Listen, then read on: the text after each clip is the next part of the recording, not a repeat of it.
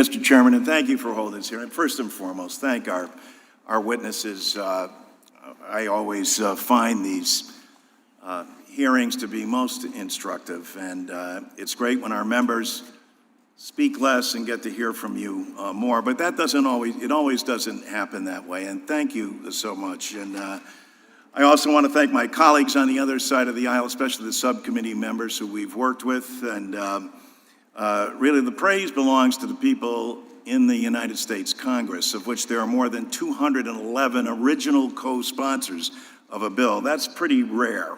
And more than 222 said that they will vote for the bill. So that bill in the House of Representatives will become law. I commend the chairman, and we look forward to the markup. And we sincerely hope that we do, because we have worked very good. And I should add, you heard the story, Rich Neal is a product of Social Security. Tom Reed is a product of Social Security. Tom Rice is a product of Social Security. I think you heard today the willingness of everybody to understand that we have to pull together. And let's not forget the guy down on Pennsylvania Avenue. By the way, my fellow colleagues on the other side, he had the temerity in a debate to stand up to 16 other Republicans and say, no, it's not an entitlement, it's an earned benefit, and I'm not gonna cut it. So when he says he's not gonna cut it, as all of our witnesses know, for every year you raise the age, it's a 7% cut. 90% of the benefits of Social Security go to people under $50,000 a year. If you can look them in the eye and tell them, amidst what's going on in this economy, that they have to take a 7% cut while we're giving 1% of the nation an 83% tax cut that's unpaid for, when poll after poll shows that every single citizen says, yes, we'll pay more, so that we're given the certainty and the guarantee that Social Security brings us. And yes, your daughter as well. And as you heard today from the actuary, yes, they will pay more, but they will get far more for that dollar. The difference is, in 2008, when the economy crashed and people's 401ks became 101ks, Social Security never missed a payment. That's because it's the full faith and credit of the American people.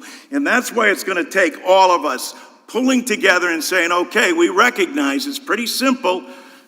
Mr. Swazi laid it out. Either you're going to cut benefits, or you're going to have to increase revenues.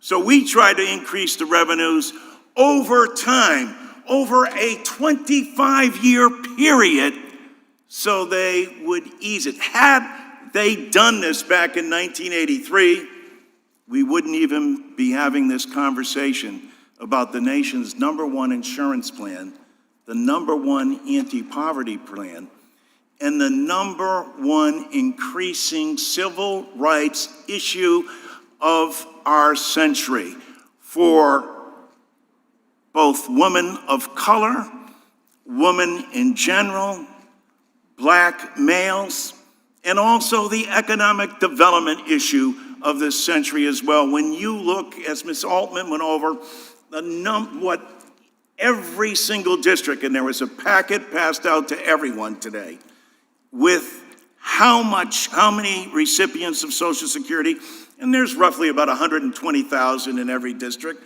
some more than others, Mr. Buchanan having the most on the Ways and Means Committee.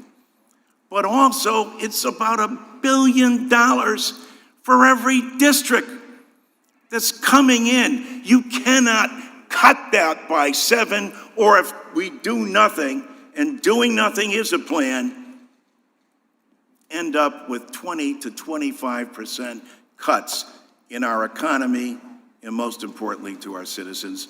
And with that, I thank the witnesses again, I thank the chairman, and I yield back.